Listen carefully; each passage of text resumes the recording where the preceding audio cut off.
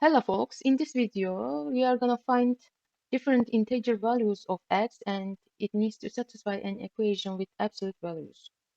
What was the absolute value function? Let's remember. An absolute value function is defined as a piecewise function. It just outputs the value of x if x is already positive or if x is greater than or equal to 0. And it outputs negative x if x is less than 0 or if x is negative. Let's start with finding roots of each function. X minus 3 is equal to 0, so x is equal to 3. We can write piecewise function of this function. Absolute value of x minus 3 output x minus 3 if x is greater than or equals to 3, or if x is less than 3, it outputs negative x plus 3. I just negate the function. I just multiplied by -1. Let's have a look at the second absolute value function. X minus 9 is equal to 0. X is equal to 9, so 9 is root of this function. If you write the piecewise function here, it outputs x minus 9 if x is greater or equals to 9, or it outputs negative x plus 9 if x is less than 9. Let's put all of this in a little chart. The critical points are 3 and 9.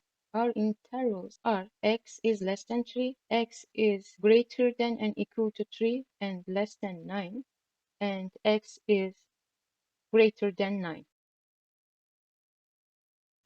So according to these intervals, absolute value of x minus 3 should be negated for the first interval and should be left same for the third and second interval.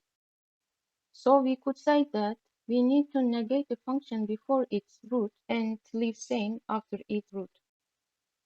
Let's solve the equation for each interval. For the first interval, x is less than 3. Negation of x minus 3 is negative x plus 3, plus negation of x minus 9 is negative x plus 9. And all is equal to 12. Let's simplify a little bit. Negative x plus 3, negative x plus 9 is equal to 12. Negative 2x plus 12 is 12. So from here, x is equal to 0. Let's check if it works for our interval. It works. 0 is less than 3, so x is equal to 0 is one of our solutions.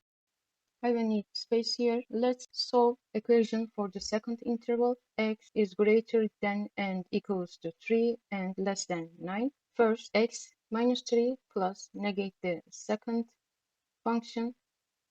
Negative x plus 9 is equal to 12. Negative x and x cancels.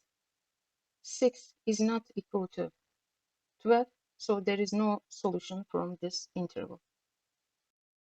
Let me delete this part we don't need.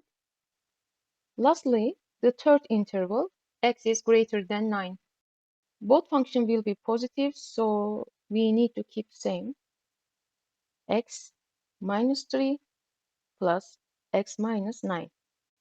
Simplifying 2x minus 12 is equal to 12. So 2x is equal to 24. X is equal to 12. Let's check the interval. Yes, 12 is greater than 9. So 12 is another solution of this equation. To sum up, we got two different integers solution, which is 0 and 12.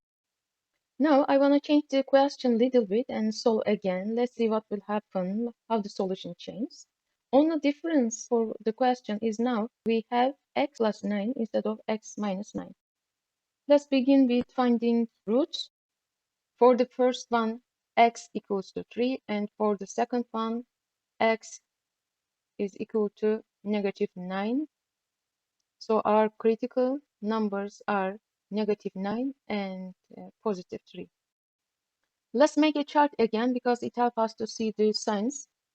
Before the root of the function, we have to negate the function. For example, before the point 3, we have to negate the x minus 3, like -x plus 3. After its root, we have to keep same. Same thing will happen for the second function. Before the -9, we have to negate. After the -9, we keep same the function x plus 9. Let's solve for each interval now. X less than -9, -x plus 3, -x minus 9 is equal to 12. Simplifying from here, -2x is equal to 18, x is equal to 9. Let's check with interval. -9 is not less than -9, so -9 is not a solution. And secondly, x is greater than or equal to -9 and is less than 3.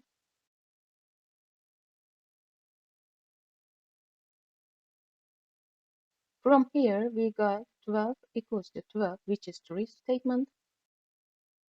It means all values in this interval are correct and they are solutions. And lastly, the third interval, x is greater than or equals to 3. Here we have x minus 3 plus x plus 9 is equal to 12. From here, 2x plus 6 is equal to 12. 2x is 6, x is 3. Let's check with the interval. Yes, x can be 3, so 3 is the another solution. Let's combine this interval and this point with union sign. As we know, the square brackets includes the points and parentheses doesn't include the points. So we got from -9 through a 3 interval, both numbers included. Let's find how many different integers are there from -9 through 3. To find it, subtract first term from the last term, which is 3 minus -9, and add 1 because we also have 0. So it gives us 13. All in all, we got 13 different integer values of x. Thank you for watching the video. Please leave a comment what you think about the video or the question. Also, you can follow me from the Instagram. I am sharing some math cheat sheets.